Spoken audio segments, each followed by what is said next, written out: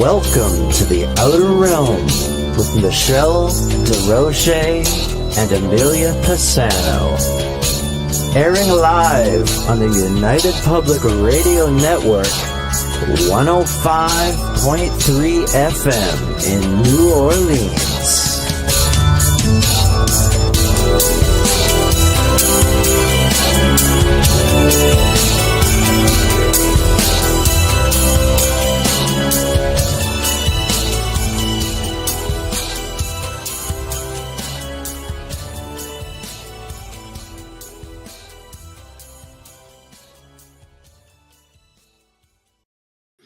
Good evening, everyone. Welcome to the Thursday night segment of The Outer Realm. We're broadcasting live on the United Public Radio Network, UFO Paranormal Radio Network, 105.3 FM from the Gulf Coast, 107.7 FM from beautiful New Orleans.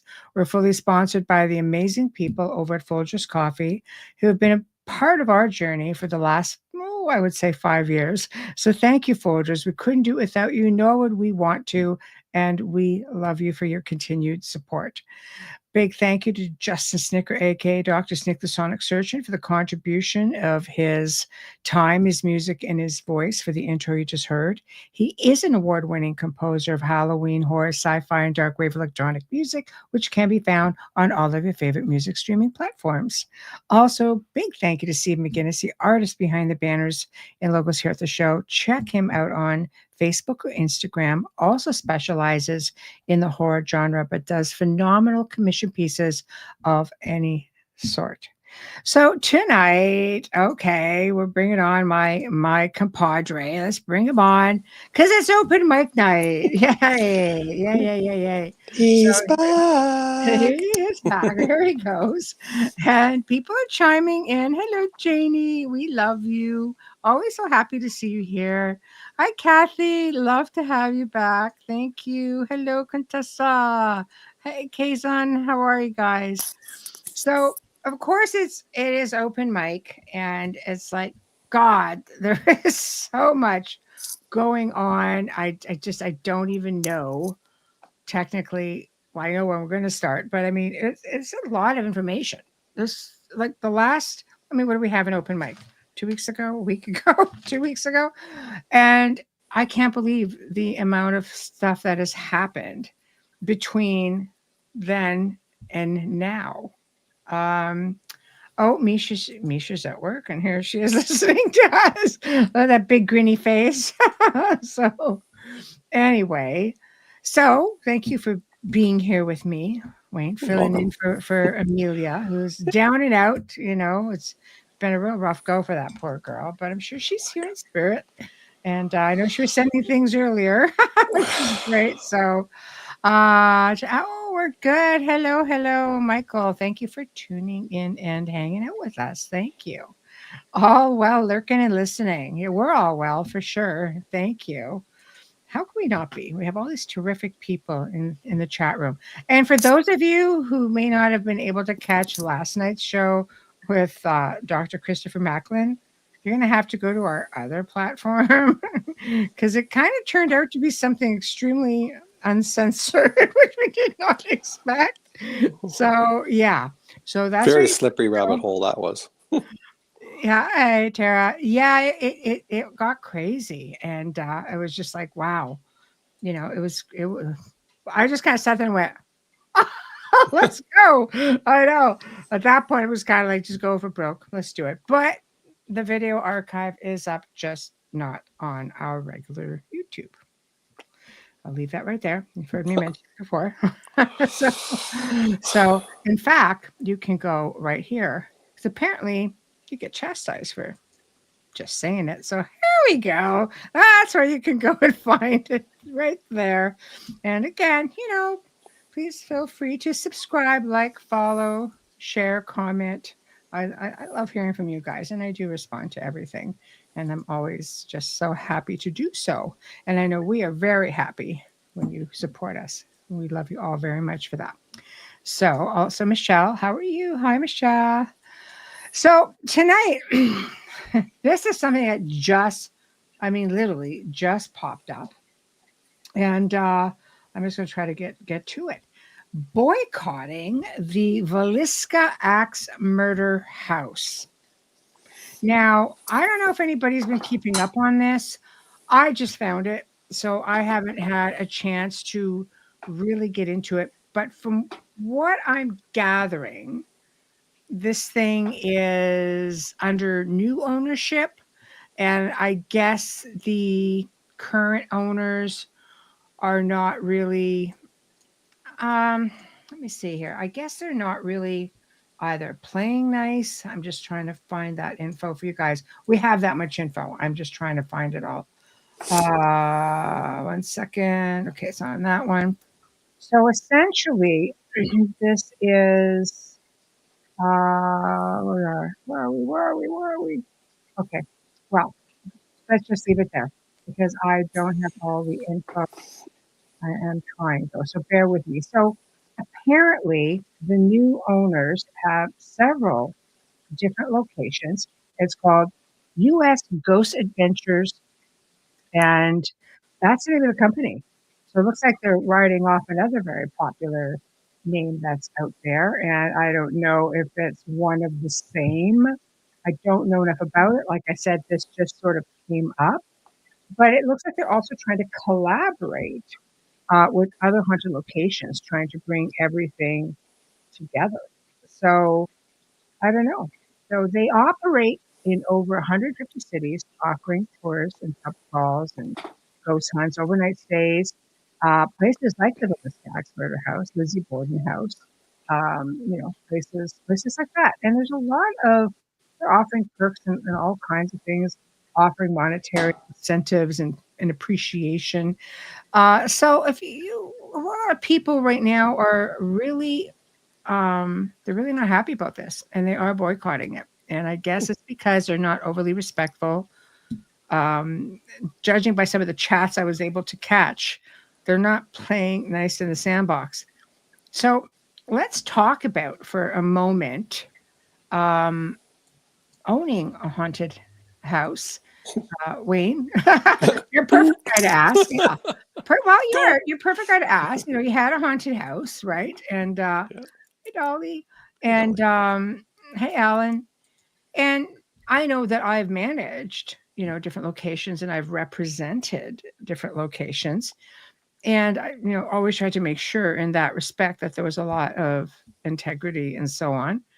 So, what's your thoughts on that as somebody on both sides of the fence? Oh, owning a haunted house comes with its own own array of issues, both from the spiritual side and the general public, I would say, because you know as well as I do that when you have a haunted location, let's say, and people come to stay or visit, or just passers-by, the house looks unique, and for some reason people feel the need to take something from the house. I got a piece of wood or a piece of trim from the spooky old house. Like, I don't know quite what it is. It's like a rite of passage sort of thing. Go to this haunted house and steal the key or something. It's just weird. So yeah, there's that aspect of it. That's definitely the downside of it. But you have to be aware of your spirit people too. Like, I've always dealt with the spirits at the house as I would a normal person in the house, right? Just sharing space. You don't just start drilling holes in the wall at 9 o'clock in the morning and expect a positive response from the people that live there. So I would always tell them ahead of time, hey, I need to have a meeting in the parlor. Of course, it would just be me, right? and later Yeah. me and you. But Yeah. it would just be, I would say, this is what I'm planning. This is why I'm doing it. So if you see me tearing the ceiling down tomorrow morning, don't panic. It's just I have to fix the wiring, and then it's going all back up brand new. So and I never had a problem, never had an issue with the spirits taking my tools or causing mischief. It was never like that. They were quite pleasant to deal with. I find that on an average, they were always pretty good. And I mean, you were always. I mean, people would come and stay. They would film at the house, and for a while, we were allowing people to come in and investigate. And I think what ruined that, was researchers that came in and were very aggressive because they were, I guess, role playing, and and it's not that they were wrong, with, the man of the house may have been more firm, but I think, I don't know if he would have been super aggressive that way with the family or his wife. Mhm. But what happened after, I'll let you tell it, after that experience? Mhm. They didn't like that. No, there was two experiences. One group booked the appointment to come in. They stayed for the evening till about 1 o'clock in the morning and left. And they were completely unprofessional, completely silly, running around in the dark. I was scared they were going to fall down the stairs. They were jumping Yeah. out at each other, trying to scare each other. And then the one you were talking about, which was a lot of very forceful language. And, I didn't Mm-hmm. like that. Well, I talked very gently to my spirit people back then. Mm-hmm. Mm-hmm. Just as I would anybody else, I would Mm-hmm. never raise my voice and say, you better listen to me or else, Mm-hmm. that doesn't Yeah. work. But in Yeah. both cases, the house went, pardon the pun, but dead quiet Mm-hmm. for probably 2 weeks. And the second one for probably a little bit longer than that, not a sound. And that house gave up its voice all the time.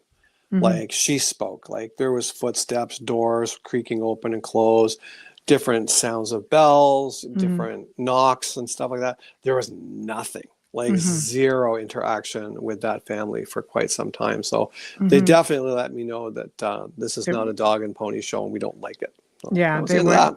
Yeah, all investigations ceased to be at that point, and we became very particular about who filmed there as Yeah. well. So I think, that's like the flip side. You have like, I mean, with this, the axe murder house is very, it's just like a conglomerate. It's just one more location, and none of these things are taken into consideration. But there's the flip side where sometimes you do have really amazing owners, like our friend Peg Knickerbocker, who owns a Knickerbocker Hotel. You don't get to go in that establishment and misbehave with the spirits. You just don't, because those spirits are treated much like we treated, our spirits, and it was very, very respectful. So when people come into these locations and just think that they can just fly off and just take their theories or be aggressive and things of that nature, it just doesn't work that way. Don't be challenging. Don't, I mean, that's it's ridiculous. I've never ever even thought to be disrespectful to spirit people. It's No, disgusting. I remember So, one time we had a group come in, very nice, super nice people. mhm, And I would always give the sort of the basic introduction of how it works in the house. These are early days. mhm, And I said, these people are from a time where manners were a thing and being dressed properly was important. The way you mhm, spoke, the way you sat, the way you walked and held yourself, right? You just, they didn't use a whole lot of conjunctions. It was, do mhm, not, or, they wouldn't be like, don't do that, don't touch that. And they wouldn't be like, mhm, hey, yo, stuff like that, right? mhm, So when I would talk to people, I'd say, like, you want good interactions with these people, you're in their house. Remember that, mhm, right? Introduce yourself. Say, hi, my name is so-and-so. Really, thank you for letting me come and stay with you for a few mhm, hours. I'd mhm, love to chat with you if you would like to talk to me, mhm, and please and thank you and all that stuff. And I remember these two young women, they probably, everyone's young to me now, but they were probably in their late teens, early 20s. And they said to me afterwards, we got the absolute best experience of our lives in the red bedroom and just talking with the spirits and using different lights to come on and off, simple stuff, yes and no stuff. But they learned so much and had such a wonderful interaction simply because of the way they acted within the house. It was received well. mhm. Yes, I agree, and I think that integrity and respect is extremely important. Michael says, I came across a story from a neighbor. Our neighborhood ghost is a bit of a trickster. He told one of my family members one time that Frank, aka the ghost, moved his nails while roofing. I do think that trickster. I think we had a little bit of that as well. Mm, I didn't have too much of that sort of stuff going on. Mhm. I didn't like, Yeah. I'm forgetful as it is, so I can't blame everything everything on a ghost. I put a hammer down somewhere, can't find it for an hour. That's on me. Yeah, but they So, warned you about things too when things were oh, they happening. did. Absolutely did. They were Yes. very in tune with what was going on. So Hmm. they Yeah. were very helpful with that. You know, Yes. Which I think is great. And people don't realize. I mean, I've worked with locations before where the spirits were very interactive and protective of the space. I mean, I remember working at one location where somebody tried to just walk into the house and literally got chased out by very benign spirits, but they knew these people didn't belong there.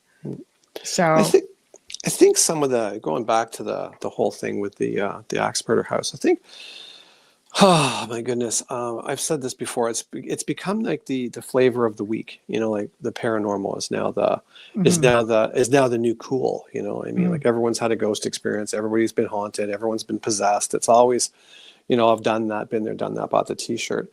And I mhm, think the danger that comes with this is that you get companies, corporations that are coming in and seeing an opportunity to make a buck. And mhm, no fault to that. Everyone has the right to make a dollar. mhm, But I think they can quickly lose sight of it when they start accumulating. Like, well, I owned one haunted house. That was plenty. That was plenty mhm, enough for me. It was a lot of work. I mhm. can't imagine owning six and trying to cover all the bases and do it with integrity. I think a lot of these people just buy them because they're the next cool way to make a dollar. They Mhm, don't. They're just like growing potatoes. They don't care about the house. They don't care about the spirits. They mhm, want to ram as many people through as they can mhm. in short order to maximize the profit. And unfortunately, Well, when you're dealing with that, you're going to end up with you the could problem. end up with a problem. Well, I mean, the Conjuring House kind of lost it after a while as well. Easy come, easy go, I think. We had Bill Bungay on the show on the Beyond the Outer Realm Tuesday, and he owns 30 East Drive, which is the famous Black Monk House and in the UK. And it's said to be, one of, if not the most haunted location out that way. And that speaks volumes because the UK is fully loaded. And he said he would not even spend the night in his own house. But he has a manager who's not as skittish and Bill's quite logical, and he said, oh God, people have been going there for years. He said he was meant to buy it. He bought it and, it's cared for. It makes sure that any repairs are done and people have to sign waivers to go in there and stay there because you don't know if somebody's going to come flying out at you. You don't know if you're going to get chucked down a flight of stairs.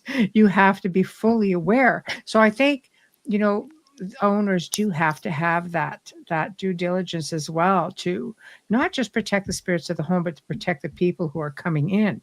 And if you're at that point where you're not really respectful, you don't really care about the spirits much, and okay, people, that's the way it goes, just come on in, do your thing, then it's a problem.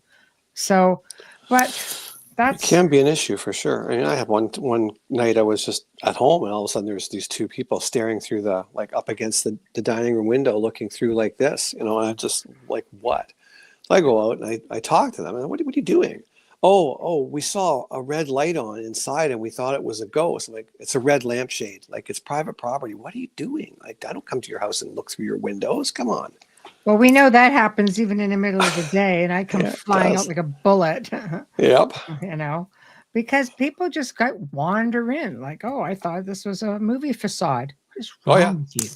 Oh What yeah. is seriously wrong with you? Doesn't mean you just get to go walk into a movie facade either. Well, I thought it was a government house. I thought it was open to the public. How do you figure? How do you figure that? With cars parked there, There's recycle no bins in the sign that front. says Yeah, yeah, government yeah. property open to the public, all welcome. I know. I know. It is just really ridiculous. It really is. I think I had a Uh, doormat for a while that said "Go away." I don't know how you would even think that. Go away. Go Go away. away. Oh my gosh. All right. Well, we'll see if we can get more to some paranormal later. So, No, no. uh, in the news, there is another submarine fatalities. A submarine named Sinbad out of Egypt, which takes people. It takes up to 45 people. It's very high tech, very new. Doesn't take you down miles. Takes you down about 80 feet to look at the coral reef, in the Red Sea, and details are still emerging as to what happened. But there are a lot of people injured, and there are at least 6 people dead. And they have been, the ambulances have been coming out, and there have been a lot of rescues just being able to get people out of there. So let's send our thoughts and prayers out to the families and to these people who are being taken out. So that is, and 4 people last heard a few hours ago were in critical condition. So That's terrible. That's just horrible. it is. It is. It is. It's a pretty scary thing. There have been good reviews about this, really good reviews about this place. So they're obviously, this isn't a negligence thing. This has been running for quite a few years, and that is that. So, yeah. Hi, in my opinion, how are you? So, with that being said, now, okay, let's talk about the elephant in the room, which is Me again? Huh. Okay, so there's a lot of stuff going on right now. We're going to talk about 2 of them that just happen to be surfacing now, and yet this is stuff that's been going on for a really long time. So I always tend to say, are we looking at a distraction? Are we Yes. looking at a disclosure? So let's start with, I'm going to try to bring up some pictures here before, and then I will go ahead and I'm just going to go ahead at that point and mention the topics. So just bear with me. Just remember, like, we live in a technological world right now. I want to say for the last 100 years, but maybe a bit more than that. And I just call it the land of smoke and mirrors. It's all it is. It's like, it's like the Wizard of Oz. I said to you earlier, it's like, just don't pay any mind to the man behind the curtain. He's being punished. Right. Meanwhile, he's controlling the whole narrative, right? Like, this is exactly what's going on. Some neat thing happens. It's like, oh, look over here. Don't look over there. Look what we have over here. And this and this and oh, this. yes. And yeah, it's insane. It is insane. But what I found interesting was that it's the timing. We have the JFK files that have just been coming out. I think the second half of that was happening, I think today.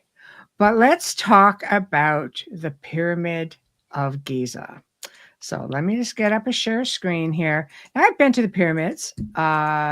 Exceptional place altogether. And hey, Mark, how's it going? So, okay, we're going to look at this, and we're going to look at the fact that this is breaking news. This is from the Great Pyramid, the Khafre Project is what they call it. These are newly released images, okay? And it's what the team believes to be spiraling structures that go way under the pyramid. I mean, way under. And it's been done what they call SAR scans. And if this is accurate, this is pretty impressive because it would look something like this. So these are the scans, okay? Now let me just stop this one for a minute and get the other one up. Okay, so we're going to bring up the next one. So if these are correct, this essentially is what we are probably looking at. So if this is a thing, this is a pretty big thing. But what people, I don't think, are realizing here is that this is a project. I'll bring up another picture as well. Okay, this is a project that has been going on for decades. This isn't new. This isn't even a couple of years old. And I'll tell you how I know this. Okay, so here's the next one. All right, there. So essentially, that's pretty crazy. if this is what they are seeing. Okay, so okay, people are chiming in. Yeah, there we go. Big battery rods plateau used to be flooded all the time. All the time. So this being the case, this is how I know that they've known about this for a while, because in 1996, there was a quote that came from Dr. Zahi Hawass, the former Minister of State of Antiquity Affairs in Egypt, 1996, people. His statement was, "There are secret tunnels under the Sphinx and around the pyramids, which will prove to carry many secrets of the building of the pyramids." Like, it was 1996. So they did know about this back then. And people are kind of saying, okay, you know what? Who got to this guy? Because this definitely, it should have been brought forward a really, really long time ago. So I don't know. Oh, look, the cat wants his 2 cents worth. Oh yeah, for sure. Talking about the Sphinx, right? Talking about the Sphinx and the King speaks. So I don't know. What are your thoughts on that? My thoughts, well, we all know that it's older than what recorded history or accepted history says it is. Mm-hmm. When I first looked at that first drawing, the first thing I thought of was it looks like geothermal coils. Mm-hmm. You know, how they drill down into the earth and pick up the heat from the earth and bring it up. Like you said, that area wasn't always desert climb and full of sand. You know, it wasn't. I think it was technology that's been buried. The other side of it too is I was watching that show a while ago with Desrochers in Egypt. Paranormal Egypt. Yes. Right. And I that goes back 20. That's got to be at least 15, 20 years old. Yeah. And he was walking around the Sphinx, and he stopped and just stared off. And they're like, "What are you looking at?" He's like, "I'm following the tunnel." And the one lady who was there, the high up, and she had this absolute look on her face, and she goes, "What are you talking about? What tunnel?" And he goes, "Well, there's a tunnel right here, and it goes through here, it goes down, and it heads towards the pyramid, and it goes quite a ways. It's if you got through here and down, you could access it." Mm-hmm. Anyway, and then later on when he's not there, she's talking to the producer sort of person, saying nobody knows that, and the producer's like, "Well, is it true?" She goes, it's true, but no, we've never told anybody. That's like top secret." Yes. He just like picks it out of the air, right? So yeah. Yes, and there's much older. And there's also an ancient library as well that they know about. There's a lot of stuff, but the fact that yes, he picked up on it. Remote viewers have picked up on it. A lot of people have. But why is it just coming out now? And it's not just that. There's something else that just came out in the news. You guys want to hear about it? It's all distraction. Fire away. Yeah. All right. Let's do it then. So here we go. Now, a declassified CIA document from Project Sunstreak, which goes back to 1988, claims that the Ark of the Covenant was discovered via remote viewing. The document describes the Ark as a wooden and gold, silver, coffin-shaped thing with a six-winged angel, the typical thing. And it was located underground in the Middle East and guarded by entities. Not surprising. And good remote viewers can find freaking anything, right? But ironically, as we talk about all of that, and I'm just going to see if I can bring up this document here for you guys as well. Hold on. I'm just going to shrink this up a little bit so we can actually get it on the screen. So bear with me over here. Okay. Apparently, some update just came up where somebody did say the Ark of the Covenant is located in Ethiopia. Yes. And there are many things, right, that people don't realize when it comes to these things. It is strongly believed that there is more than one Ark of the Covenant. And again, I'll show you where I'm going with this. If you could all bear with me. I'm just bringing up some pictures. Okay. Hold on. We forget about Antarctica. Oh, I'm sure that's coming. Oh yeah, I'm sure that's coming, Alan. we're all on a need to know basis, and the powers that be deem it that we just don't need to know. So here we go. So here we are. We're looking at the training target 0209, And hold on, I am just trying to get here. My mouse doesn't want to work with me. Why? Because I have no space here. Okay, hold on. All right. Which states here? I need to really get a better setup here. Okay. So training target 0209 is the Ark of the Covenant. Date of this report was December the 5th, 1988. The date of the session was December 5th, 1988. And it's got the viewer ID number. And you can see what it says at the bottom there.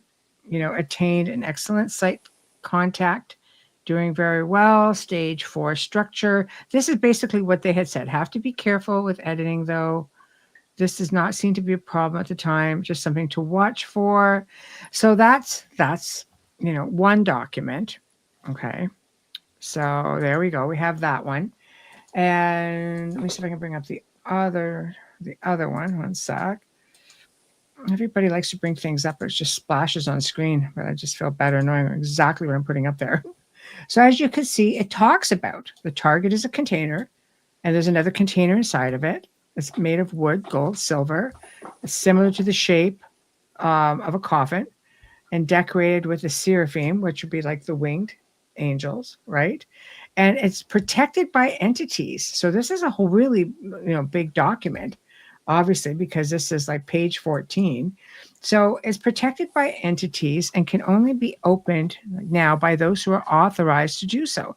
This container will not or cannot be opened until the time is deemed correct. Once it is time to open the container, the mechanics of the lock system will be found to be fairly simple.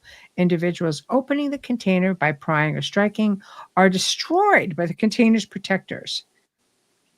So, crud, So again, like this is pretty darn impressive. But again, why are we seeing this all now? Right? There's so much coming out. So we get the whole pyramid thing comes out, and then all of a sudden we see, now we see the Ark of the Covenant on the CIA files. But it is believed that there are, between 7 and 10. And some people actually believe, or researchers, that this was part of even Atlantean times, even older, and that they were situated in different parts of the world. Now, if you guys remember, you've heard me talk about this before, okay? Back in the 1980s, there was an archaeologist named Ron Wyatt, and you could find this on YouTube. And there are photos of this too, by the way. You can actually see, there's videos, and you look in there, you can see what looks like the part of the Ark of the Covenant.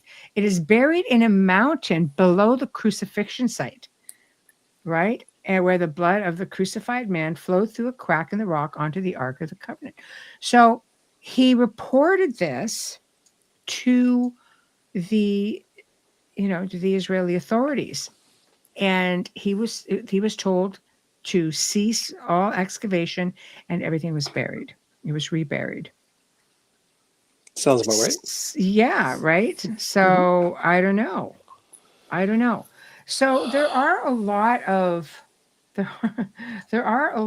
things with that as to why, again, and Wayne will jump back to the pyramids of Giza really quick as to why things get reburied. I want to make this correlation because this specific one was. Why do you think it's just reburied? Well, I think it's because we're not supposed to have access to this kind of stuff. It gets buried. I mean, you look at I can't even spell it. Say it. Göbekli Tepe. Thank you. Yeah. I mean, when it was discovered, not that long ago in Turkey, the discoverers actually found that it had been purposefully buried. It didn't just go under the sand naturally. Somebody buried it. Somebody hid it from being found. And now it's all been dug up to a large degree, and all of a sudden it's being buried again. And now they're putting trees over top of it to stop anybody ever getting to it again. Mm-hmm. Clearly, the powers that be don't want the lay person, general public, to know about any of this stuff. I mean, I believe I was under the understanding that there's other spots in that area, kilometers apart from Göbekli Tepe, And they're connected by tunnels, like tunnels running under the ground for like 20 kilometers, just to connect all these cities together. And I think that this is the same thing that has happened in Egypt. I don't think the Egyptians built all this stuff. I think they are the second owners of it. I think they found it and they made it their own. And I think that they found it after it was buried. I think people had buried it. The original owners or the builders, designers, I think they buried it themselves, or a conquering race of other beings came in and buried it as well, to make sure that we the simple people just don't understand it, never find it, can never get a hold of it, right? I think my thoughts are there's 12 arcs floating around somewhere. There's 12. Because if you look at through history, even the Nazis were big into, the Germans were into 12 everything, 12 columns, 12 corners, 12 sides. It all had 12. I mean, I was reading recently, 2 years ago maybe, that the original human genome, the DNA helix that we had, wasn't just two. It wasn't just two. It was a 12 helix. They changed it to dumb us down, to make us, just go mine the gold. Yes, sir, go mine the gold. Is what I think. So 12 seems to be the magical number for everything. Seems to be. Yes. Well, it's a curiosity, because even there are other archaeologists, even Mark Ollie, who has been on our show, an archaeologist out of the out of the UK, has stated the same. This seems to be common knowledge, but it's just not commonplace because they don't really talk about it. All doorways and tunnels are blocked by debris and gates. So somebody has knowledge that they're all down there. 100%. 100%. Didn't the guy talking about get a blood sample of Christ, and it was found that he only had chromosomes from a mother but not a father, that proved his father was God? I think so. I don't know that.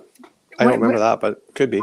I don't remember that part either, but I know the same archaeologist sadly found, and this may lend theory as to why he was not allowed to go further with the Ark of the Covenant that he found in Israel. And I don't know if he found the Ark before he found this location's findings, but he also found the graves of Noah and his wife in a village not far from where they have the find in Turkey. And sadly, he went public with it, and the graves were ransacked. Literally, everything taken. Everything was taken from them. So that's what happens. Yes, and that is an archaeologist who told me that. So that being the case, was it before or after?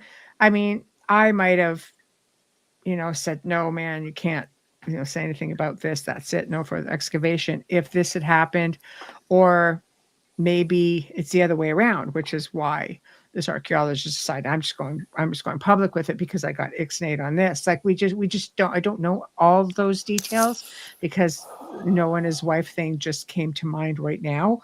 But it goes to show you that there's a lot out there that is starting, that is starting to surface. But it's a curiosity to me, is that there's like this, there's this base root of human curiosity, and you can pick them all off, right? Just, like the pyramids are one, and you go right along. The Ark is another one. That these are tidbits that we all want to know about, right? But there's never any answer. So this is like a cache of information, like when I say throw the person a bone, right? So when there's some big thing that's being let out to the news that we really don't want people to know about, we dig into the cache and we go, oh, there's this pyramid thing. Remember this? Yeah, throw that out to the people. Get them chewing on that. And that's like, oh, this is the thing we've been looking for. We've wanted to hear this for 40 years. Now they're revealing it, and everyone just zooms right in on that one thing because we really didn't want to know about it forever. But if you're not focused on what's going on in the corner, then, well, there you are. I think also lending to what you're saying with some of these ancient sites, being reburied, could it have been another sort of reset at that point in our time frame? Well, apparently there's been resets since time began. Like people just disappear off the face of the earth, and it starts all over again. Too technologically advanced. Like this project's finished. Way to go. Let's bring in the new kids. Ring the bell. Bring the Yeah. new kids in. It's after lunch. Let's see what they can do with it.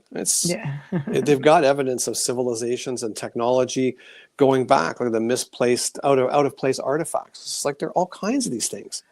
This just blows my There mind. are. Yes, there are. I was just trying to find pictures, and you know what? I bet you they're saved, but they're saved on my X account because we're talking about Antarctica. That'll be something else entirely different with the conversation.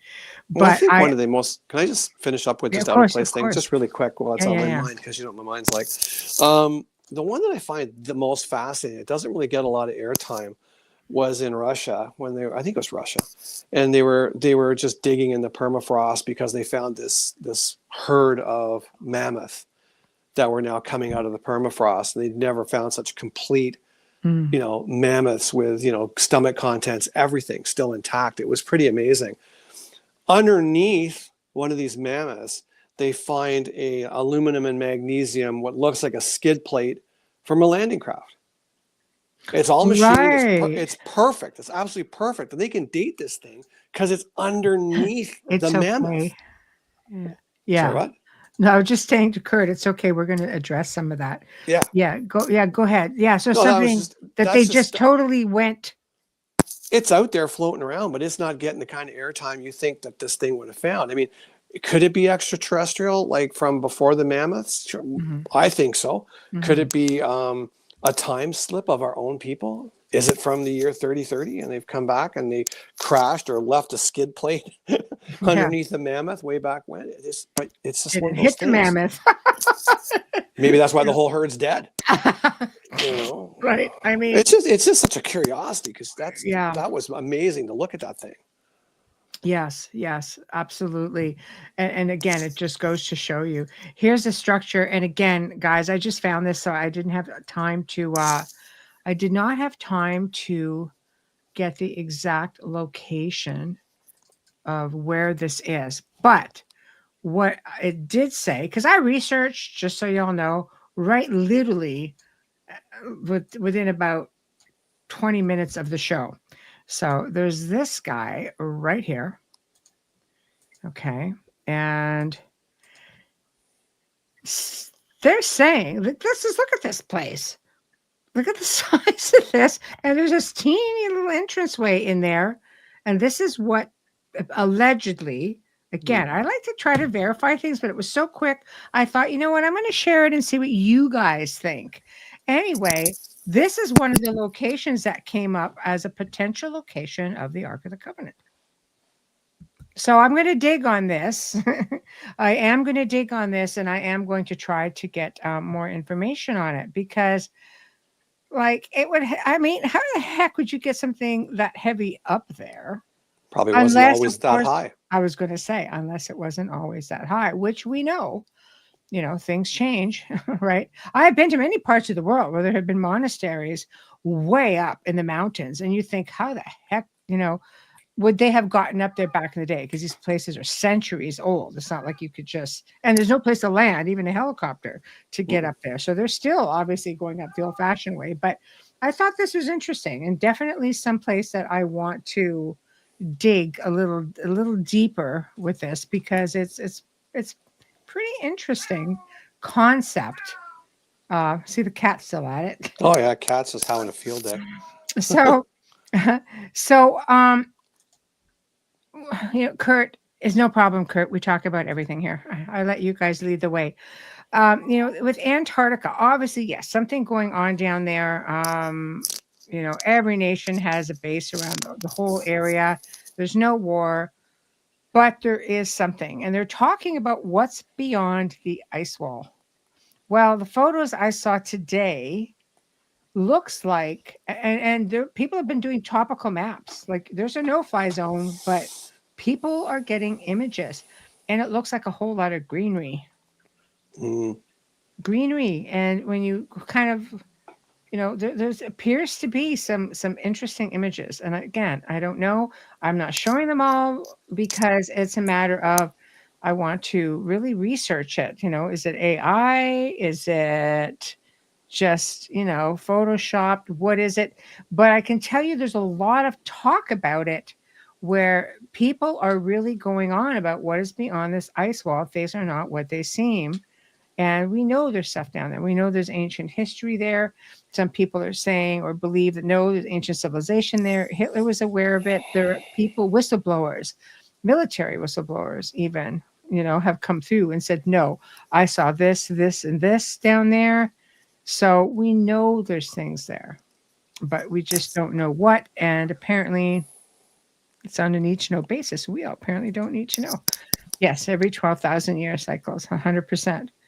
So TikTok on Mars has been hidden, I believe. There is. there is. I feel like movies have been trying to make this familiar to us. Yes. Yes, Bingo. 100%. Because they really do exist, but there's grave manipulation, point to the 3D print structures. Who knows? 100%. Yes. Said yes, it for years. Yes. The movies they drop snippets in there Yes. for if you're aware of it, you'll catch it. Otherwise, it's just a really good flick. Yes. But I think that's the key is awareness. Is when you look at movies now that you're aware of some of the symbols that are out right now, and you can go into some of these Disney movies, even for example, and you're like, it's everywhere. It's everywhere. Everywhere. It's insane. So there's it definitely. And we were just watching this I don't want to get full on into it because I don't last night's shows in private mode. I don't want to do that. It's a night show too. But we're watching The Boys, which has been a really I thoroughly enjoyed that series. And there's a lot of hints in there. If you haven't seen it, go see it. And you'll know exactly what we're talking about with dropping of the hints. It is mind-blowing when you start watching it, you're going, holy crap. It was the same with Supernatural, though. Like, I never saw the show when it first came out, that series. Nothing. We binge watched it. Yeah. And when that was being filmed, none of the stuff that is that's happening all around us right now was even in the thought stages, and yet they make reference to everything. From like the most subtle little thing to the most in your face with a pie kind of thing, right? At one point, the one, what I call just a non-actor, just a non-actor, basically looks up at the main guy and goes, well, we all know the queen is a reptile, don't we? But that's another story. And I was like, but yeah, you said it. Oh, I know. But you know what? We actually had a guest on the show. And again, this was a few years ago. So it's sort of eluding me at the moment. I do apologize. My brain goes like this all the time. And he wrote books on movies and symbolism. So there are people who've written books on this. And let's put it this way. It's almost like in some cases, yes, there are people trying to make us aware. And then there are those who just don't care if it's hidden or not. And then we've got let's go on about The Simpsons. So is this something they already know, the writers already know, and the event happens like a prediction, or are things being made to happen because something is put out there? Like, I'm always suspicious that way, but we're glad you're here too, Kurt. So, I've been in this field for 2 decades. I've seen a lot of stuff. I research a lot of stuff. Being in media and television and radio, all kinds of things. I have had people reach out to me from all walks of life. I mean, some are very high up and some are just very well researched. And some of the information that I've been given through the years have left me sort of gobsmacked going, that's hard to do.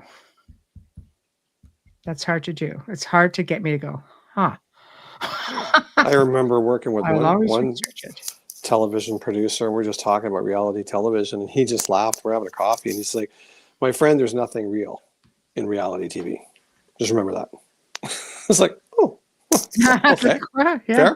Fair enough. Yeah, and he's a film guy too. Yeah, right? he's a film guy. He's a guy we were filming a reality TV show. I just happened to be there. And he's like, it's all scripted, everything. Yes. No, exactly. I agree. Interested in the DMT. Yeah, that's come up about being able to see codes. Yes. Or yes, yes, yes, yes. I can't just blip it all out there. But yes, I agree. I do. And you know what? That might be worth something to talk about on the Uncensored show Beyond the Outer Realm at some point, because that is crazy. And see, Mark, everybody who's in chat, just look at Mark's comment about the last virus was mentioned in an episode of Lost in Space in the 1960s. Oh. The name of the virus. Hmm. I have to tell you guys something. When all this started coming to be and things went really quiet and shut down for about 3 months initially, everybody had to stop filming. I on PVR, I PVR different shows and stuff because some of it's homework for me. You know, when you're doing radio, you want to kind of look at like tonight. You know, keep up on some of the paranormal television or some of the. No, that's okay, Mark. or you know, whatever UFOs, whatever it is. I'm interested in talking about and sharing with everybody. And there was one thing that came up. They started filming, and they were actually the whole show was based on researching the zombie virus. I thought, oh, that's a curiosity, you know, for a paranormal show. I thought it was bizarre. Then all of a sudden, this thing did not get released right away, but the original date on it was a certain time, and of course, everybody had to stop filming. And then when they went back, okay, the date changed, and this was all in the description of the show. And I'm just going to leave it there. But everything that they had discovered on that, the big zombie, that's all I'm going to say. It blew my mind to the point where I videotaped 2 clips from that show. And yeah, we were kind of living it. So, you know, and this was before stopped dead in the middle and edited all the new stuff into it afterwards. And it was wild. It was wild. To store information. Yeah.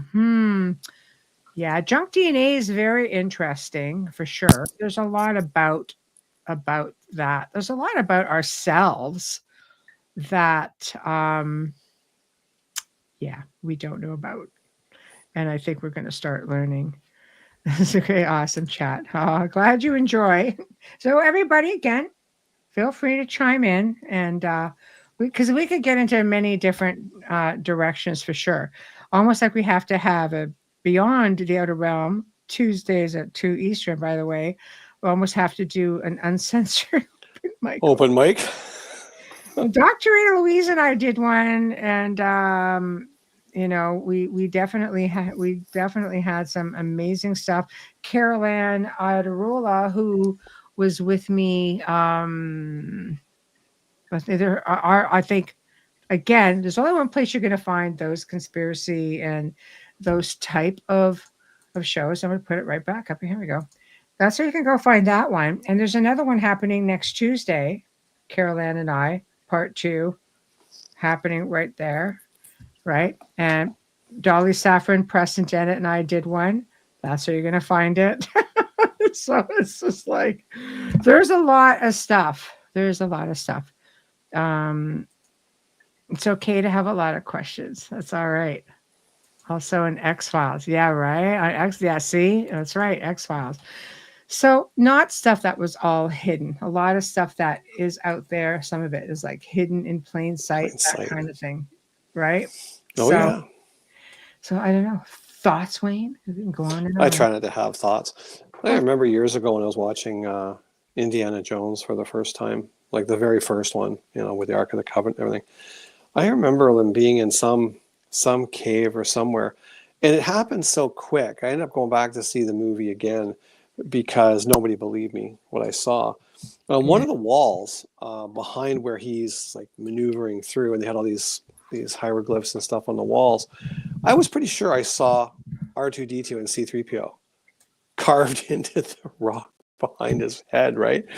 And I went back, and sure enough, it was there. And I never saw it again for eons, and it turned up on Did you see this sort of thing? Like, I want to say like 20 or 30 years later, someone had actually took a screenshot of it and said, look, there's R2-D2 and C-3PO carved into the rock. This is kind of cool. That's different. But they're just, all I'm saying is they do put Yeah. things in plain sight Mm, for those of you who can like look past the glitz and go, oh, what's that? yeah. You know, there's a message for you right there. Yeah. Yeah. See, right there. I don't know, man. I think Simple but effective. simple but effective. Well, All they're right. the ones that have the Hollywood has the narrative. You know, they're the ones that are controlling a lot of this stuff that comes out, right? So you've got people that actually know what's going on but can't say anything. So they slip it in. It almost like it reminds me of ancient stonemasons and builders. You know, they had their I was just about to say mason that. marks. Yeah, same rate. Same rate. Well, you know, the city hall in Toronto, like the old city hall, not the new one, the old one. Yeah. A very famous architect was commissioned to do that, the old city hall with its bell tower and everything. And he said he would do it. And the original plan showed the cornerstone with his name and the year and all the rest of it. And they went, no, can't have that. And this, why not? It's my design. I want my name in it. That's tradition there. No. It's the people's building. Your name can't be anywhere on it. He's like, oh, okay, I guess that's new for me. Then I'll forego it. And it wasn't until like decades later when they were doing a cleanup of the upper structure and everything else, and the guys that were doing all the point and tucking work on the masonry was like, why is there a letter here? And amongst all the leaves and the florals and the gargoyles stuff, there's a letter. Then another like 6 feet down, there was another letter. And if you go right around the entire building, right around the whole city block, it's the guy's name. So he put it in there. He's like, yeah, I won't do it. I promise I won't do it. He put it anyway. So, Right. hidden in plain sight. No one knew it until he was like dead for 100 years. It's pretty good. That's actually pretty funny that Love he it. managed to do it. I know. Okay, so I'm going to we're going to put up an image. Okay, so here's an image. I'm going to try to enlarge it. I don't think it will. I'll bring this up. So this is an image. While the Ilkley Moor incident, okay, so whatever this incident is, because I just found this article, very brief. There's a photo that was taken, and worth noting that it was verified by Kodak. Now, it doesn't mean confirmed as an extraterrestrial, okay, but it means that the photo or the film had not been tampered with. As for the photo itself, it's blurry, indistinct, you know, sort of like a classic UFO photo from the 80s lore sort of thing. Believers see a humanoid alien. Skeptics see a man in a suit or a trick of light. Either way, it is a bit of a mystery. So I'm going to show it, and you guys can let me know what your thoughts are. So, Tamara, you awake? Hello. Woo Riders, hello. Okay, hold on. I'm going to put this thing up. I'm sure Dolly will find this interesting. Let's see if you're versed with this one. So this is an oldie.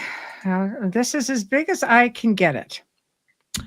So what are your thoughts on this photo?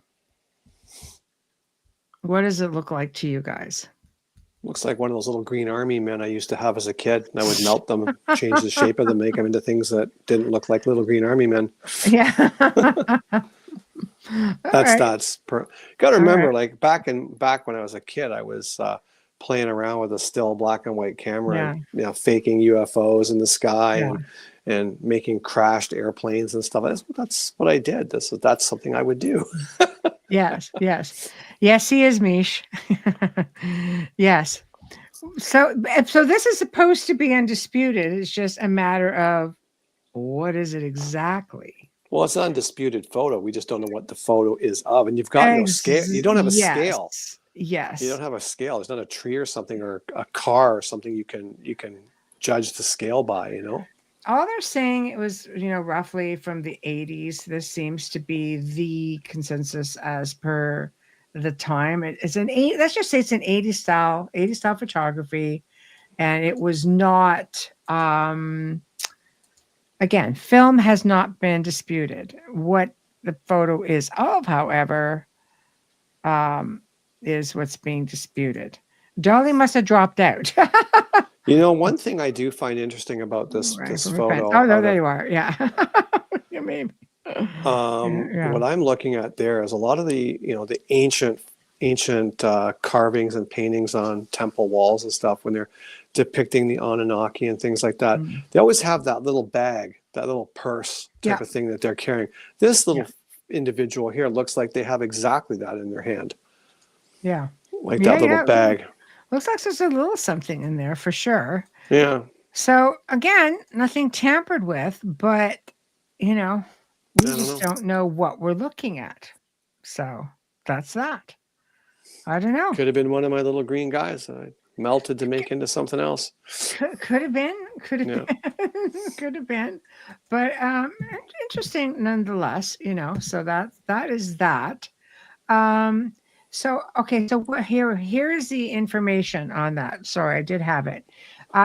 December 1st, 1987, an ex-policeman named Philip Spencer photographed a green humanoid alien on the Ilkley Moor, UK. He saw a white UFO depart. The image was verified by Kodak, and it remains a key case in UFO lore. That is a lot of weird things happen in the UK out on the moors. Yeah. Yes. So that is that. That's the story behind that, you guys. So I don't know. That is that. So ex-policeman, and that was, he saw a UFO depart and saw this described as a green humanoid extraterrestrial. So was this guy left behind? Like, did he see the UFO depart and the buddy was left behind? I guess so. I don't know. And then he got in the craft and we've been compromised. Let's book it. I don't know. Yeah, it's just weird. It's just bizarre when you think about it, right? So that's the story behind that. Okay. So next, the beard looks like old school Spanish beards. Yeah. Don't really know. I don't know. It's crazy. Okay. Also in the news, let me know what you think of this guy, because this is I want to show this picture. This is Yellowstone Park. Okay.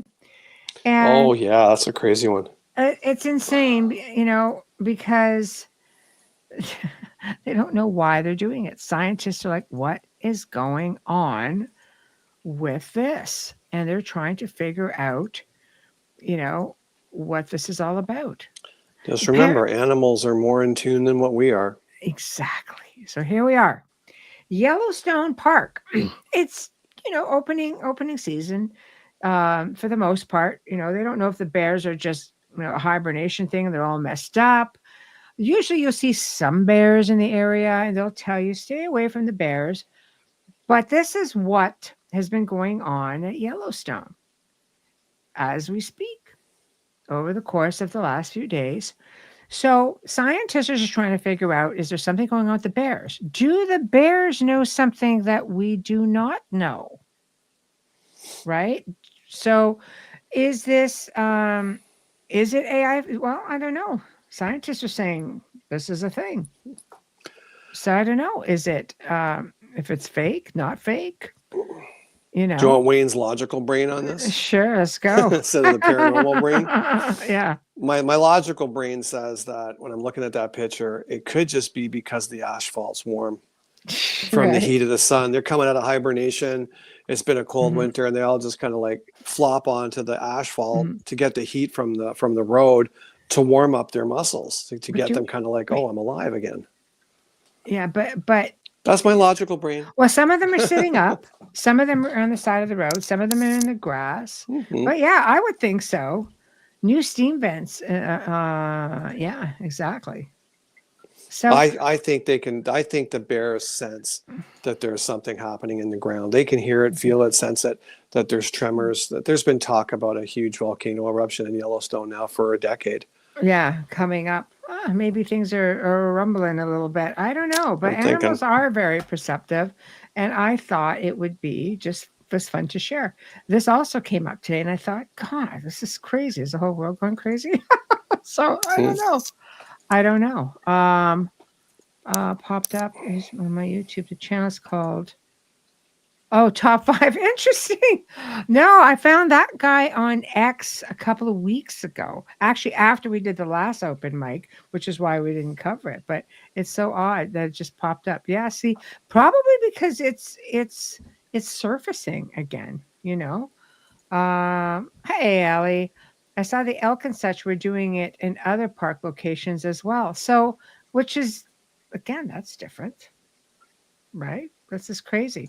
Animals are always trying to tell us things. I 100%. promise you, it's so odd. Yeah, it's insane. I don't know. So I do believe, the animals highly, highly perceptive. Even in the field of the paranormal, some people will bring, they'll bring dogs on paranormal investigations, even because animals are perceptive. People will message me and say, I think something's going on in the house. And one of the things I always say is, do you have a pet? Just follow their lead. They'll tell you, they'll direct you if there's something going on someplace within the house. If there's a hot spot, just pay attention. What's the cat doing? Well, the cat's sleeping. I think you're okay. Yes. Yeah. Yes. Unlike in your house. My house, my cat. Well, when my cat was sleeping, I was perfectly happy. When the cat wasn't sleeping, that's when I wasn't sleeping. Right. No, I mean, something definitely there. Something wrong. Just going back to the Moors, Ilkley Moor has weird glyphs supposed to be carved when it was underground in the sea. Well, that's interesting, isn't it? Mm. Carved when it was underground in the sea. Huh. This is one of those high strangeness areas. I have to say, they are, the historical things that are starting to resurface and pop up to me are very, very interesting, because eventually everything comes around full circle without a doubt. So What we don't know totally outweighs what we know. You have to just accept that. Yes. And Janie fully agrees with you. Your theory regarding the bears. But interesting. Both could be right. the elk and such were doing the same thing at other park locations, as per what Allison's saying. So yeah, that's interesting. I mean, there are things going on. You got fires going on everywhere. I think they've got them going on now in not just Florida, but South Vietnam. Big time. South Korea. South Korea, 80, sorry, yes, South Korea, 86,000 kilometers or acres, rather, of acreage. Just so don't get me started on that. So anyway, okay. So we're going to go jump into a technology thing right now. And I thought this was really, really cool, because with all this talk of AI, coming forward, technology it can be pretty incredible. And here's what I found super interesting when I saw this today. I thought, wow. But it feels very steampunkish to me. And we know that those technologies resurfaces after so many years. But this here, from the 1600s, Japan's robotic dolls from the 1600s could serve tea, shoot arrows, and dance using intricate gears and springs made from whale parts. The karakuri Ningyo, I don't know if I'm pronouncing that properly. I can't even talk. But anyway, they became status symbols, starring in festivals up until the 1800s in Japan. So I don't know, right? I say there's been stuff that's been built and done and then done away with. Yeah. Long before we were even a thought. I mean, do you remember that speaking of steampunk and this kind of stuff, do you remember you had a show a while ago where the guest, or maybe it was somebody in the chat, had said they saw what looked like an old sailing vessel, but it was up in the sky. And a guy went over the side and he climbed down, like he pulled himself down a rope to the ground to get something Oh. and then climbed back up. And it looked like it was an arduous task to get down the rope, but a much easier one to get back up. It was almost as if he was pulling himself down through the water, but it was air. But they said it was an old style 2-masted or 3-masted sailing ship, 100 or so feet up in the air. That's crazy. Like that reminds me of this robotic kind of steampunk thing from like the 1700s. That's insane. You know, is that a time slip? Is that a dimensional slip? What is that? Like that always fascinated me about, you know, where did the steampunk era come from? Airships. Yeah, but they look like sailing ships. Nuts. Well, do you remember that recording that I had a family member sent me a recording? Creaking ropes? The creaking ropes? Yeah. That one? Yeah. You know, she kept saying, I hear something and I've never heard this before. I'm like, just record it and send it to me. So she did 2 different recordings and sent them to me. And it sounded like old rigging, like old ropes just rubbing in rigging or on wood. Yeah. And there's absolutely no reason for it. It's in the corner of the house, which I believe was like the dining room. Like, and she's the only person in the house. And she's sitting there. And it was always at the same time, like some residual thing. If you've ever been into a harbor where they've got big ships, especially in the winter, they're tied up at the wharfs for the winter, but the water still moves. These ropes are as big as my wrist. Yeah. And they grind and they creak under the strain of these ships moving up and down. That's exactly what it sounded like, is these ropes straining against something. But there's no body of water around that house that's that big to contain that kind of a ship to pull that kind of noise. There's no way. Nothing.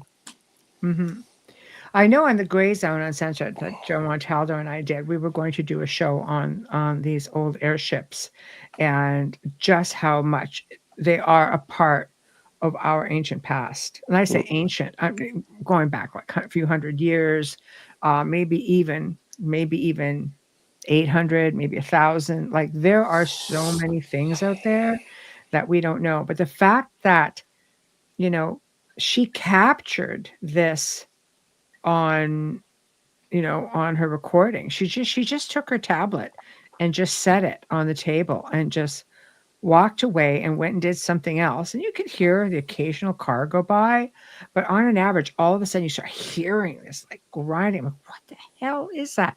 And it was like rope. And I had a friend of mine basically have a listen at it, and it was like, what is that? Yeah. This is like 10:15 at night. And it was pretty much always the same time. So I've been in this house a million times. Never have I heard anything like that. But it's also on a dead end road. There's nothing down there. No. And she could hear it. Right? She could hear it. And I'm going, that's ridiculous. I don't know what you're describing. She goes, I don't know. It's crazy. So I don't know. But that was really, really interesting. Hey, Richard. Timbers in the house. Nope. I know this house at the back of my hand, and nope, nothing like that. The house was only from the 60s. So relatively built by family as well. So definitely knew it. So looked at everything because I research things to freaking death. I cross-reference and could not come up with anything. Hey man, blowing in the wind. I never know. Never know. Absolutely. Yeah, I felt that as well. I just sort of found it was interesting that it just started. Like literally for her, it had only been a couple of weeks that she was hearing this. And oddly enough, once it was captured, and that was it. I think if it happened couple times after that, it just stopped completely. They knew you were on to them, so it left. Yeah, yeah, maybe. I don't know. Townsend Brown is one of the most intriguing dives into. I feel like they made a discovery way in the day, and that's why pains and energy power, a bunch of stuff haven't improved, but cell phones and cars. It's Yeah, all about what makes the money. yeah. I don't know, but definitely, it was definitely interesting. I was sort of like, okay, that is. There's just things out there that we need to consider. Dimensional stuff is huge. There's a lot of things that happen dimensionally. So I don't know. Let's talk about that. Do you guys feel that with things the way they are right now, because the frequencies are kind of all over the place, Schumann resonance apparently is just off the charts, planets are all lining up a certain way, there's just things going on that are, it's like everything's lining up. Planets are lining up, right? Again, frequency, all out towers up and stuff. There's always frequency, microwaves. Let's face it, it's technology, right? Find that for you guys, are you more tuned in or do you feel dumbed down? What are you guys all feeling out there? Well, thank you very much, Alan. I do my absolute best. So I find for me that very tuned in. Frequencies bother me more now than they used to. So I don't know. I find that I'm not tuned in at all, and yet I've seen more stuff in the last last 360 days that I've ever seen in my life. That's saying a lot because I did live in a haunted house, but I see like bizarre light anomalies and weird like shimmering, almost like heat in a room that's got no heat. Like, it's been strange. It really has been a strange year. yeah, I think so too. More tuned in than I was in the past. Yeah, exactly. No, in my opinion, I've always been tuned in. My entire life, I've been tuned in. Heidi, I've seen and felt more in the last years as well. Okay, see, okay, stuff has happened more and more recently. Yeah. I can swear I hear the earth's mantle grinding, right? Yeah. I think this is what I think people also need to realize, and our guest last night said it perfectly, that the planet is alive. And he believed that all of these celestial bodies, why would it just be, our planet? But I know doing energy work, planetary work, I definitely, it's a very alive energy, So I don't know. How can you not be tuned into it, I guess? And this is a good point. Or am I now just paying attention? That actually makes a lot of sense too. Yeah, a bit of both for sure. Yeah. Tamara of how dimensional noise before full conversations out of nowhere. It's like crossed wires. Yeah, like a party line. Michelle, Yeah. like a lot of times you'll say like, do you notice? Like you'll say like, do you notice the can of sugar has moved an inch to the left, or you just thought you left it there? Mm-hmm. You know what I mean? That sort of thing. Like, I'm just thinking a lot of us are just more awake, paying more attention to things that are around us, stuff that you'd look at and go, it's whatever. How many times have I told you it's like, I need a sign and don't send me a robin flying south by southwest. I need a fax. I need a text message. I need something. But realistically, if you stop and take a breath, like I have just recently, stop, take a breath, you will see phenomenal stuff. No word of a lie. You have also been experiencing a lot of synchronicities. And we'll be driving, and all of a sudden, hey, did you see that? I'm usually the one that spots them all, but he's definitely it's been intense. It's been intense 4 weeks. Oh my God. Yeah, absolutely. Feel awakened in the spring. Yeah, for sure. Planets have different vibes. It's been recorded in space, 100%. Rich, I'm curious, what kind of Mandela effects are you noticing more specifically right now? If you don't mind just jotting them down. I think that's a really good point. you Well, my know? thoughts on the Mandela effects, like I said before, it's like I think they start off with simple, benign things to make you question your insanity. Are you insane or are you sane? Right? Like it's like, no, this has been like this forever and a day. And if you haven't got Mhm. the hardcore, like the book in your hand with it spelt the right way, then you don't know. But I think Mhm. that's just the start. Once they've got you convinced that something was said that way forever and you're just nuts, then they can just alter history and it's just you just accept it. You know what I mean? Yeah. No, for sure, for sure. Um, yeah. Well, which ones are you noticing them? Yeah, I mean, we've done shows on the Mandela effect, Mm-hmm. and again, all the theories behind that, which I think is very, very fascinating. But as anyone, because Richard making mention, that noticing them more now, are there any specific Mandela effects that are coming? Yeah, see, Tamara, any specific ones? And because I want to know, you've got What three they of you are. guys right now mentioning it. Are we all experiencing the same thing? I guess is where I'm going. Color video goes back farther in history than I remember. Stuff like that. Different Earths from my history. That's interesting. Well, look at the one from the Bible that says the lamb was made to lay down with the lion, but Yeah, now it says the wolf. yeah. I don't In my remember Bible that. days from way back when I was a child, it was the lion, but everyone Yeah, says it's the wolf now. yeah. Monica makes me crazy. The monocle. Oh, we're talking about the Monopoly. Monopoly man. It's true. It's true.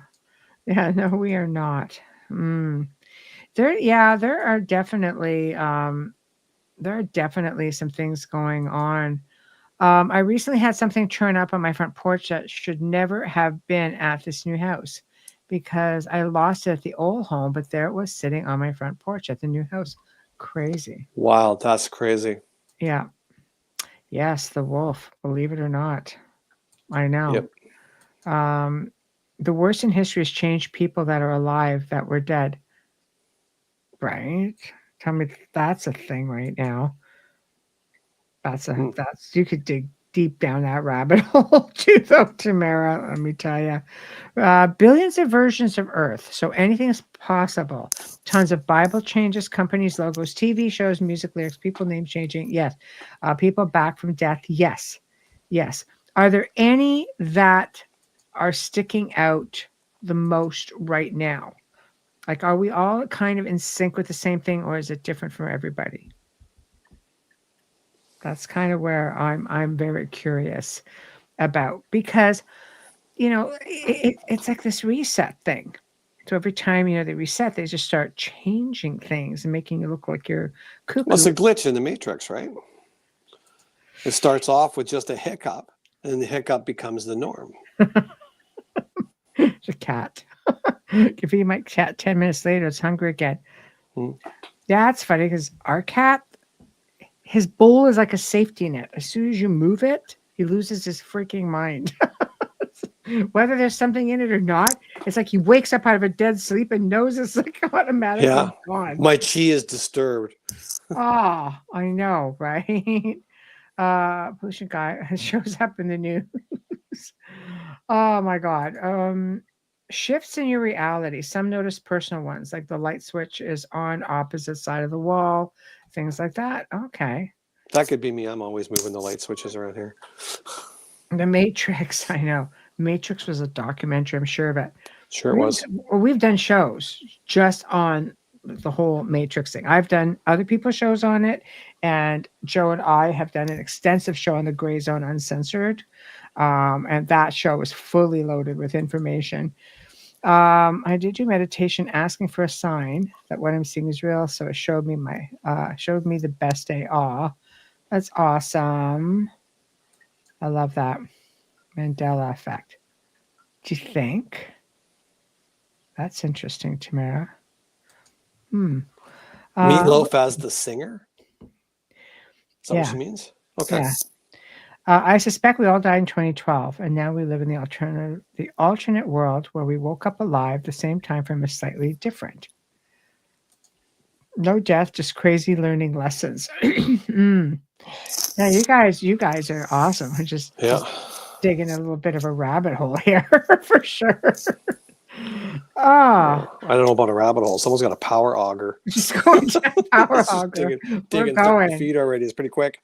Yeah, we are going. We are going. You know, it's definitely interesting, though. I mean, realistically speaking, there are things that we're just not paying attention to.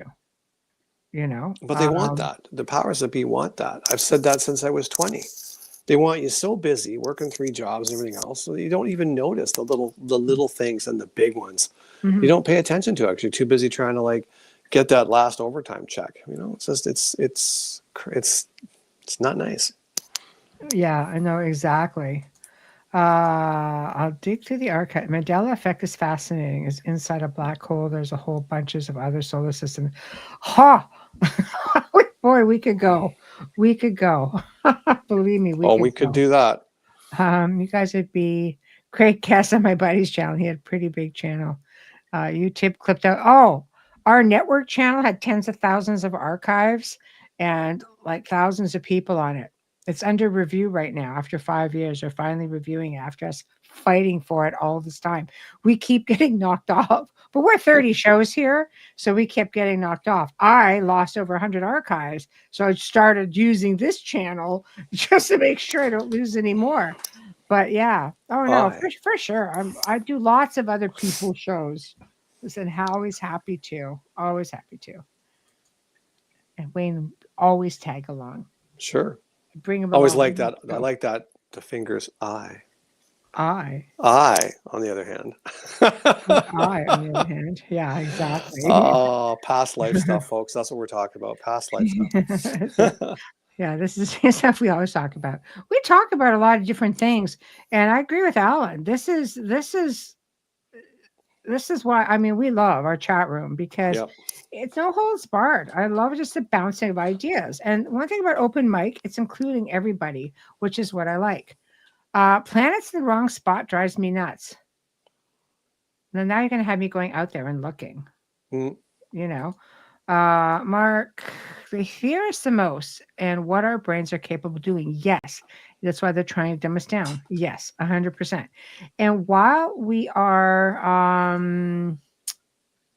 yes, I do know. I do know of him. That's awesome. It's it's a to great Tamara's great question podcast. about planets being in the wrong spot, look at Yeah. what I talked to you about like from years ago when I was a little kid.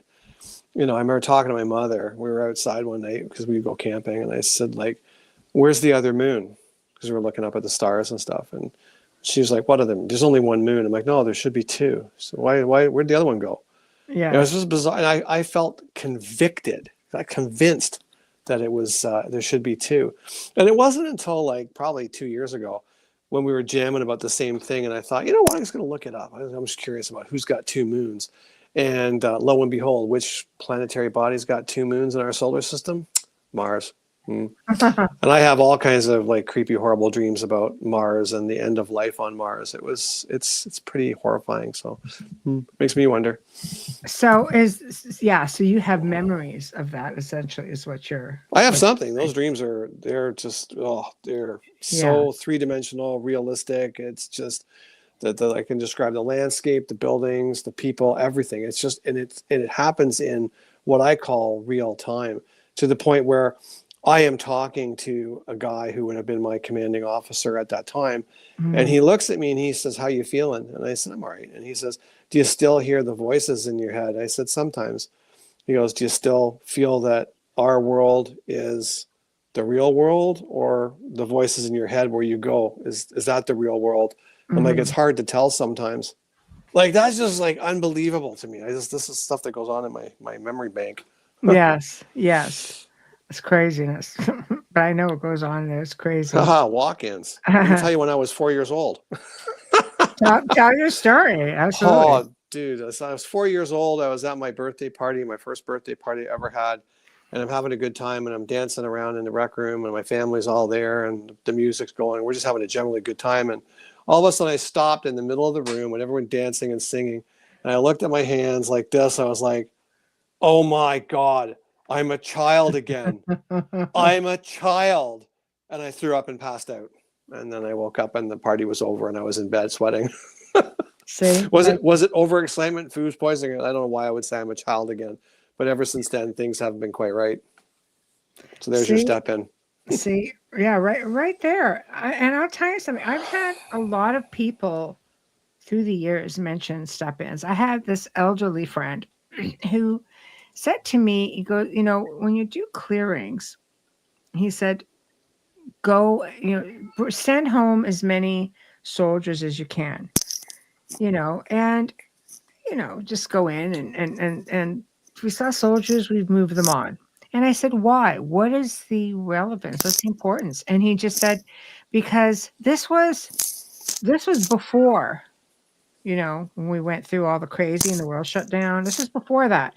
And he said, because what's coming, we're going to have souls that are going to be, we have people here on this planet that are here to allow for step-ins of soldiers and warriors, so they don't have to go through the whole life process. So they're just going to step in because they're going to be needed. This guy did planetary work, and he was elderly. When I say elderly, he's like, like late 60s sort of thing, right? But I mean, he did incredible things. And I thought, that is insane. Okay, no problem. And let's talk about people who are in comas. I don't believe you just sit in your body when your body's in a coma. It's like when you go to sleep at night, you don't sleep in your car, and when it's in the garage, you go travel, you do whatever. But the same idea when you're in a coma, because people have come forward and said, oh, yeah, I saw you there sitting and holding my hand, and I could hear you. I was aware of you. But there are some people who get step-ins, and they come out of a coma and they have no idea where they are, who their family is. They're somebody entirely different altogether. So I don't know. Is it a thing? Oh God, yeah, for sure. Don't let me start on mirrors. Don't get me started on mirrors. There's a big theory that mirrors are actually portals if you face them together. It's a theory. So I've seen things happen with that. And a lot of My bad. yeah. How bad could it be? You'll be fine for a day.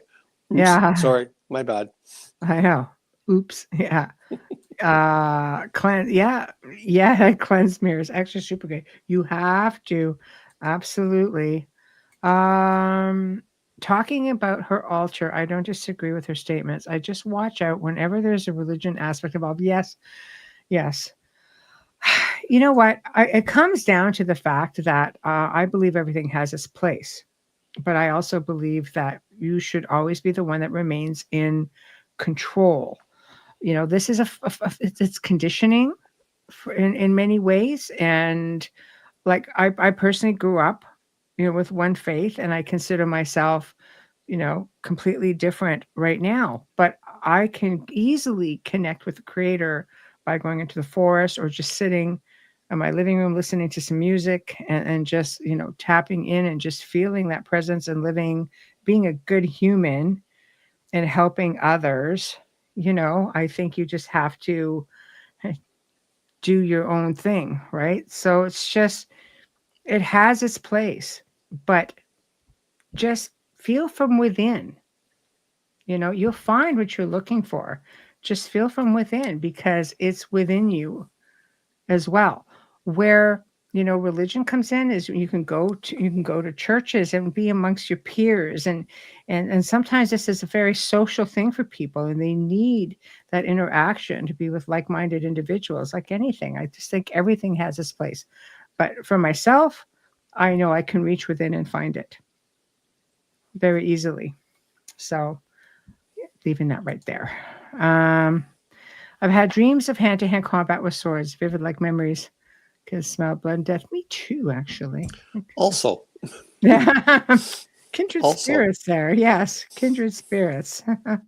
Just trying to make my way. There's just so many. and the thing is, like, I look at myself now, I'm just so very big quiet, hugs. very quiet, peaceful. I don't like violent. I don't even like violent movies. It just, they upset my soul, as they say. They upset my core. But yeah, I have dreams of, like, no problem with hand-to-hand combat, and I'm cool as a cucumber, and the sword is the go-to thing. Who knows? DNA memory? I don't know.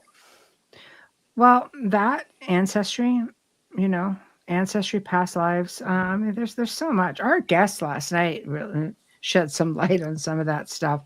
Um, I don't know. We're all on a journey, so we all have to do the best that we can do, to get to the end of that journey. Some people go straight down, straight shot. Other people go all over the place. They experience many different things. They get sidetracked. Life sidetracks you.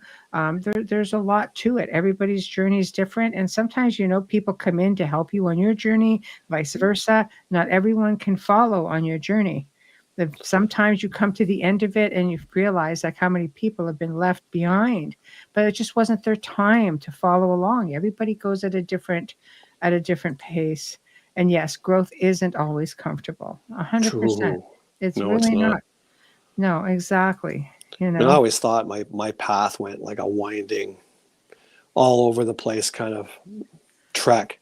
But now that I'm older and I look back on that same path, it's pretty much it's a straight line. It's just a dead straight line. It's where I'm supposed to be all the way along, even though it felt quite wandering at the time. Mm-hmm. No, So, you're having quite a few like awakening moments. I think, people are, and this again, I don't spend a lot of time on social media, but I do a lot of energy work with folks, and Huh. I do like to see, I I do like to see, if it's working with respect to the collective and such, and it fascinates me. There seems to be a lot of people that saying, well, we're having this sense of awareness, we're having this awakening, something is happening where they're feeling these connections, and I see it. I see it unfolding. You can tell by reading people's posts and things like that. If they're either going down or if they're being feel like they're being lifted up, that sort of thing. And it's interesting to see. And you've been going through a bit of that as well. a bit. A bit. Yeah. Holy mackerel! It's been a trip. I mean, holy cow. Yeah. Oh, But I mean, you're 12 doing years. great. 12 Yeah. years ago, you saved my life, pulled me out of a really bad situation, and 4 weeks ago, you saved my soul, quite literally. So, thank you. Thank you. See, there's always that person in your life, guys, to bring you up, right? 100%. Yeah. So that's important, and I think that it's a good place to leave this be. And What, before I start crying? no, no, Oh. no. The girls. Aw. I know, right? But no, but I love it. I love that people are I love that people are finding their way, and I find that people are yeah. I do find that people are becoming more aware. I see it in the comments, and people are asking questions. They're not just settling for what they're seeing. They're like, no, I want to do something about this. This makes me feel uncomfortable. And, where so many were divided, there seems to be a lot more coming together now. And I think it's great, because I think we need to, in one form or another, come together. People are going through hard times. Be there for them if you can. If there's somebody in your life going for a hard time, pick up the phone to say, hey, how are you? Or just check in on people, so it's really important. The way I always looked at it is like we're all going to the same destination. That's a given, but it's just we're not all on the same path to that destination. Mm-hmm. It's like I never try to convince anybody that my path is right, because it's my path and that's their path. Our paths can go beside each other for a time, Mm-hmm. and some of them can be beside each other for the length of our life. Mm-hmm. And other times they just do this freely, and then they're gone. Mm-hmm. So my job is not to convince you of anything, Mm-hmm. No, I agree with that. Mm. So I'm going to go over next week's guests with everybody. Okay. The shows. Okay, so we're going to put up some banners. I thought this would be fun. So this is Beyond the Outer Realm. This is going to be the Tuesday show. Carol Ann Idarola is one of the hosts here on the UPRN network. She's wonderful, and she is so knowledgeable. She really is. She's just a love. She's a lovely human, and I don't say that lightly, But she has a show called Ethereal Encounters Unveiled. The live shows are Thursdays at 5 p.m. Eastern, and then there are pre-recorded shows that come up on Fridays at 3 p.m. Eastern time, and she's just, you'll love her. I promise. Go check her out. Right? Exactly. See, Dolly gets it because she recommended Carol Ann, and am I ever glad that she did? So we're doing a part 2 uncensored show on forbidden knowledge, conspiracies, etc., etc., etc. There's a lot of stuff, that you'll find we talk about that we don't talk about on the main show. So that is going to be the first show of the week, which is 2 p.m. Eastern time on April the 1st, which will be Tuesday. All right. So next, we've got some new guests for you guys, and these are going to be awesome. I'm actually really bloody excited about it. I know. It's going to be awesome. So, yes, and thank you for that, Kurt. Like, subscribe. Thank you. It will be a fantastic show. And it's right in the middle of the day. It was something I decided to do, and it's freaking taken off wilder than I can imagine. But then again, because you need stuff to do. I know. But you know what? We have a lot of a lot of the same people who are there come in there, and they're awesome. They come into the chat. Don Yazzie, exploring the mysteries of the Navajo Nation. This will be great. This is next Wednesday night, guys. And he is a researcher and of everything high strangeness on the Navajo Nations. He'll talk about his experiences with skinwalkers, with Sasquatch. He is, a Bigfoot researcher. And he is also a paranormal researcher of the Navajo Nation and has, I don't know, the experiences this guy has had is mind-blowing to me. So he's going to also be on Paranormal Podcast, and I thank my friend Kat, the host of that show, for connecting us, because honestly, when we started talking about Don, I'm like, I need to talk to this man, because the stuff, I cannot believe the stuff that's going on. But then it's the Navajo Nation. Mm-hmm. Skinwalker Ranch is not far from there, Blind Frog Ranch. Like, can we just talk about what is going on in these areas? It's insane. So you don't want to miss this show. He's just a lovely, lovely person, and he's just going to share so much stuff with us. And check him out. He's up and coming. You're going to start seeing more with this man. He's just awesome. And then we have another new guest coming on the Thursday night. And I started following Derek. This is Derek Soul. So I started following him on X. And he has this, I've titled it High Strangest and Odd Old News. He has a Substack station. He is on X and is basically under Odd Old News. And it's these old newspaper clippings of crazy stuff like sea serpents and UFOs and unbelievable stuff.